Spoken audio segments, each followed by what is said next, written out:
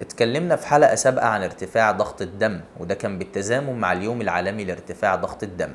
النهاردة هنتكلم عن حالة عكسية بتحصل لكتير من الناس، وهي انخفاض ضغط الدم. تابعونا.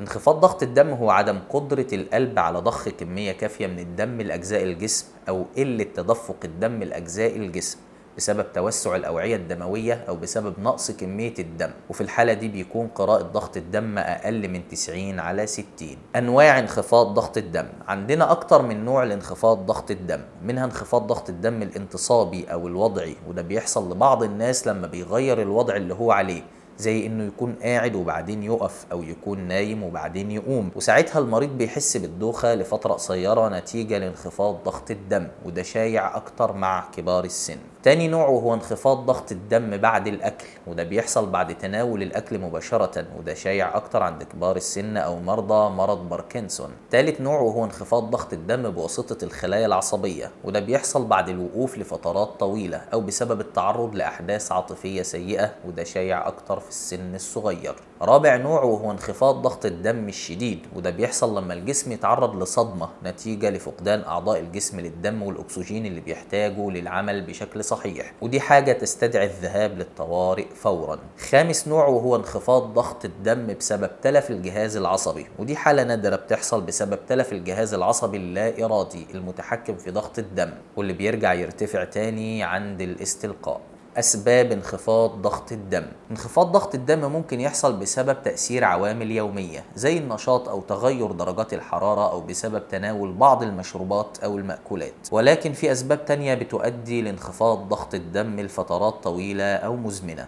ومن ضمن الأسباب دي الحمل، وده بسبب احتياج الأم والجنين للدم، وعادة بيرجع ضغط الدم لطبيعته بعد الولادة. تاني سبب مشاكل القلب اللي بتؤدي لضعف الدورة الدموية، زي بطء ضربات القلب أو خلل عضلة القلب أو تمدد الأوعية الدموية أو خلل في صمامات القلب أو الأزمات القلبية. ثالث سبب وهو الجفاف، وده نتيجة لفقدان الجسم للسوائل، أو في حالات الإسهال الشديد أو الترجيع الشديد، أو ممارسة الرياضة أو أي مجهود شاق لفترات طويلة، أو الإفراط في استخدام مدرات البول. رابع سبب وهو النزيف، وده نتيجة للتعرض لإصابة وفقدان كميات كبيرة من الدم أو الإصابة بنزيف داخلي.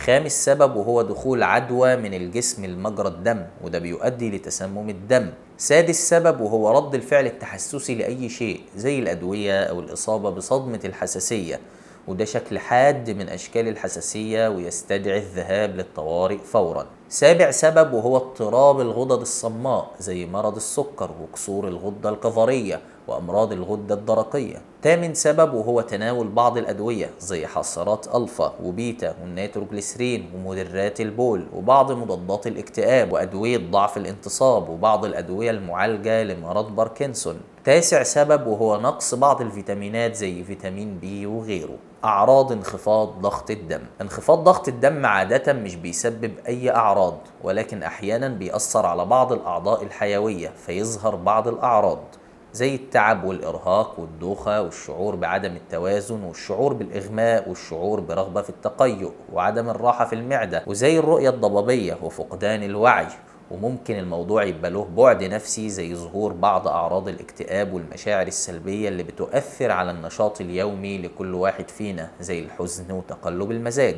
علاج انخفاض ضغط الدم: علاج انخفاض ضغط الدم بيعتمد على تتبع السبب ومعالجته، ولكن في بعض العادات الصحية بينصح باتباعها في حالة انخفاض ضغط الدم، زي تناول الأطعمة الغنية بالملح وتناول كمية كبيرة من المية والابتعاد عن المشروبات الكحولية، وزي ممارسة التمارين الرياضية بانتظام وتجنب القيام فجأة من الاستلقاء أو الجلوس وتجنب شيل الأشياء التقيلة وتجنب الوقوف في نفس الوضعية لفترات طويلة وتجنب التعرض للمية السخنة لوقت طويل.